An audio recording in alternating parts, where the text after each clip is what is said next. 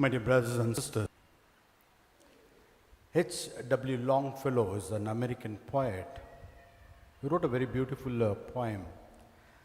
The lives of great men remind us that we can make our lives sublime. The life of great men remind us that we can make our lives sublime, and departing, leave behind us footprints on the sands of time. Footprints that perhaps another life's solemn. The lives of all great men remind us that we can make our lives sublime. St. Augustine was a great man. St. Augustine of Hippo. His life of dedication to God and his marvelous writings defending the help, his life did help so many people to turn back from the evil ways and turn towards God. His was a very fruitful life that he led. He died in the year AD 430 at the age of 76, an old man in those days. But it was a very, very fruitful life that he led. But the starting days of St. Augustine's life, the first 33 years in his life, was a life of viciousness, a life of failure. It was a life that did not produce good fruits. First 33 years. This particular parable that we have, the 4 kinds of grounds wherein the seeds fell, is reflected in the heart and the mind of St. Augustine. In the first place, his heart was like that of the pathway ground wherein the seeds fell and nothing grew from it. His father's name was Patricius or Patrick. He was a pagan.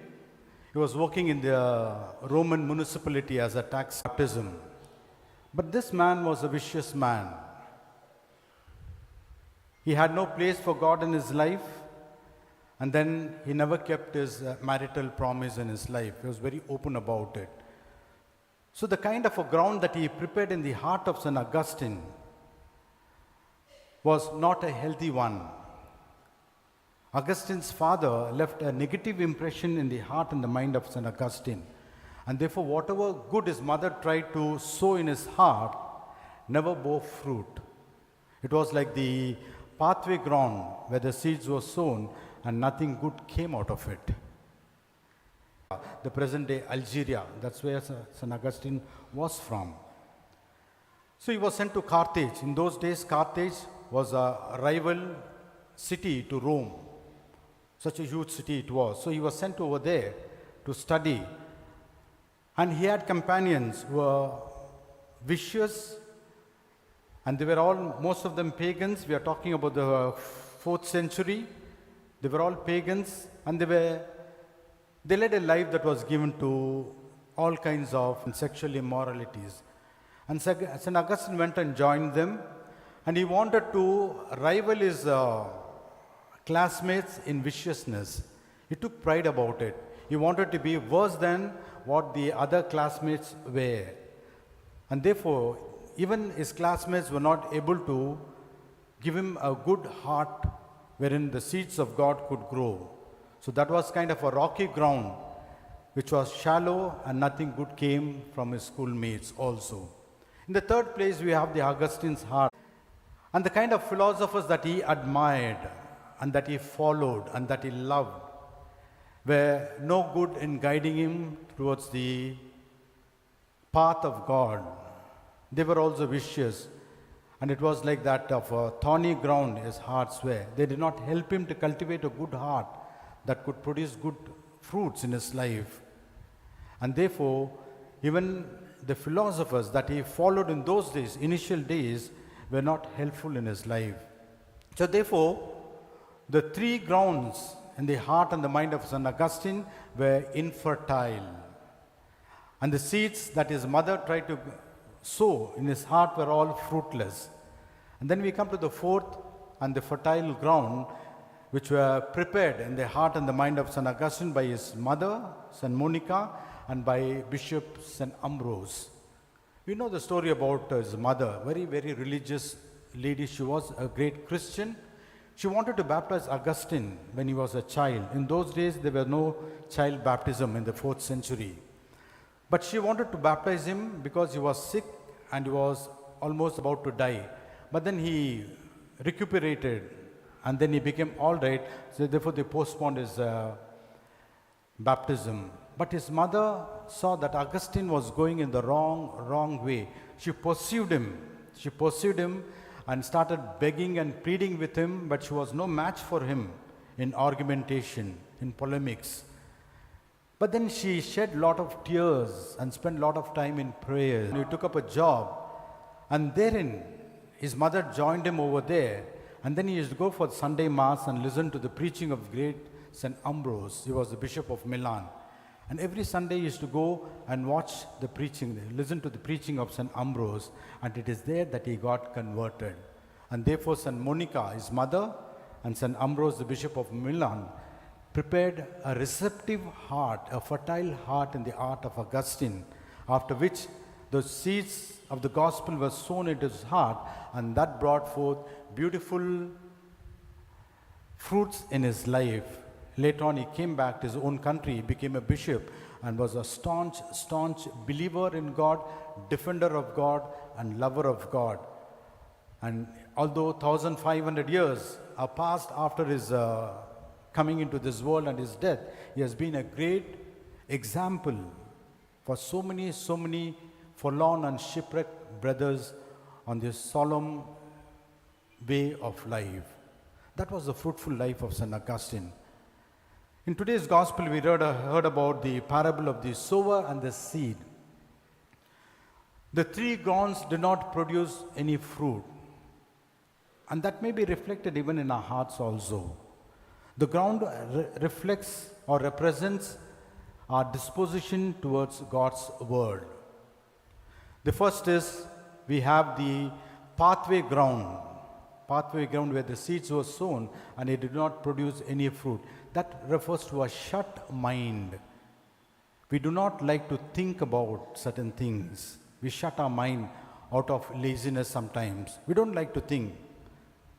Dr. Samuel Johnson, the one who wrote the first dictionary, great dictionary, he said, a man may go to any length in avoiding to think.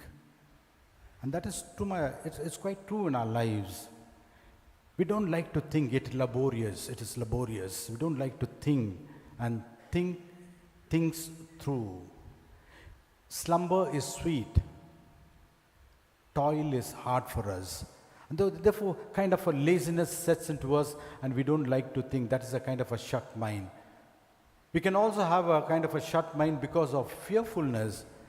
If I come to know about certain truths when I read the gospel, and the gospel tells me to change my life, maybe from alcoholism, or maybe from compulsive lying, or maybe from some kind of an anger that we have. If the gospel challenges us, we are afraid where we have to give up all these things. And therefore, this fear factor may make our mind shut. And we don't like to listen and don't like to meditate about all these things. So we shut our mind.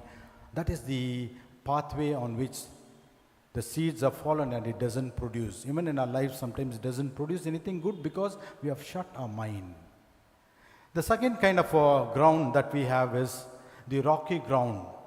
That speaks about the shallowness of life. Our faith is very shallow. We have not made an effort to deepen our faith.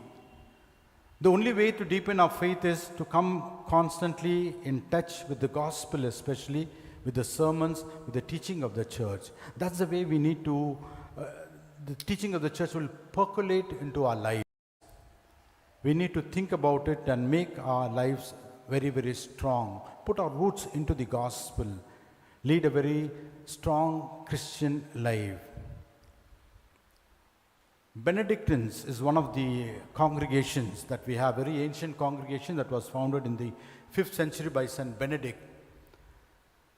It's a order that is dedicated to the monks who dedicate their life for prayer and for work together. Ora et labora it is called. That is their motto, ora et labora. Ora means prayer, labora means labor or work.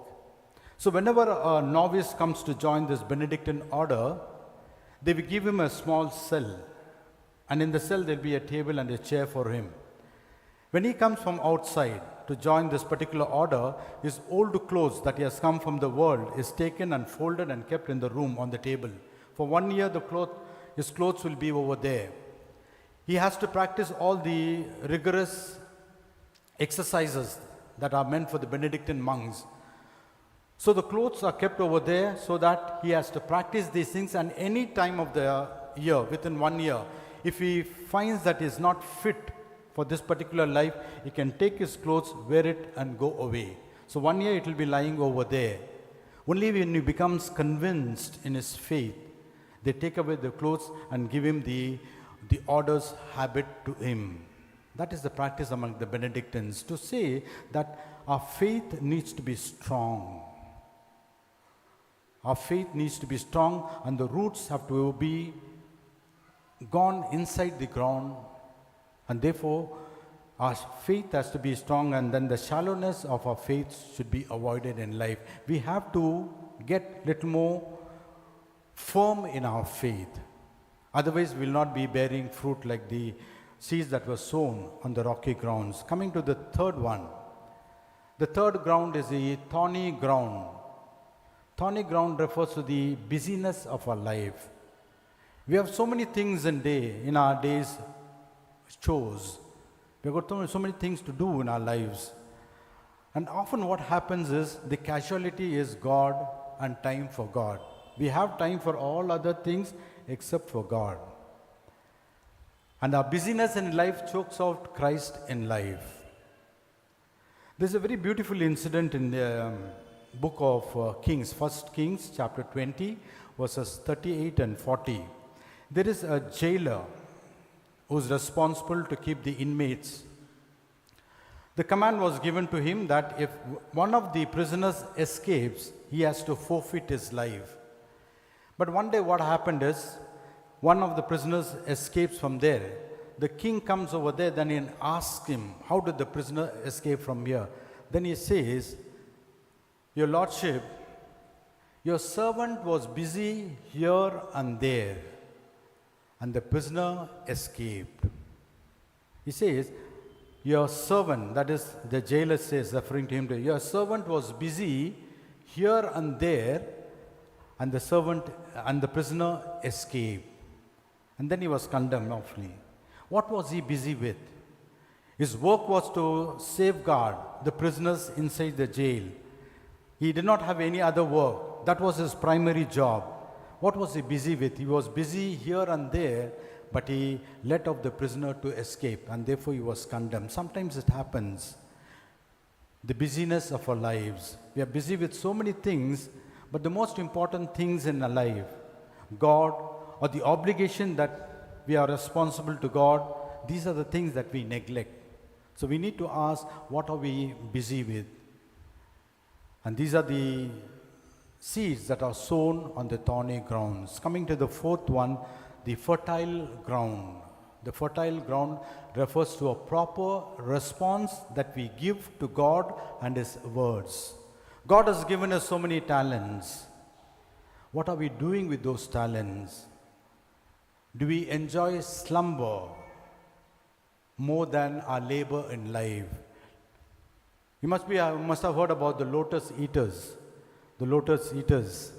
When they went to that island and ate that lotus plant, they became little dizzy and sleepy. And they said, henceforth there's no need for us to fight and labor. Why should we fight against evil? This slumber is so sweet for us. Let us slumber and let us live in this dreamland. We should ask ourselves, are we carrying on the responsibility that God has given us? Do the examples of the great saints inspire us to make even our lives sublime? St. Augustine was the one who asked like that, when he and she can go to heaven, why can't I go? When he and she can storm heaven, why can't I go? That is a question that he asked. When the other people can do, why can't I do? And that made him to change his life. His heart was barren, but then it became fruitful when he asked this question. When somebody else can do, why can't you do? Why can't you do? You can also do. God has given those gifts to you. Change your heart, make it fertile, that the seeds that the Lord sows into your hearts may bear fruit, 100-fold, 60-fold, and 30-fold. By God's grace, amen.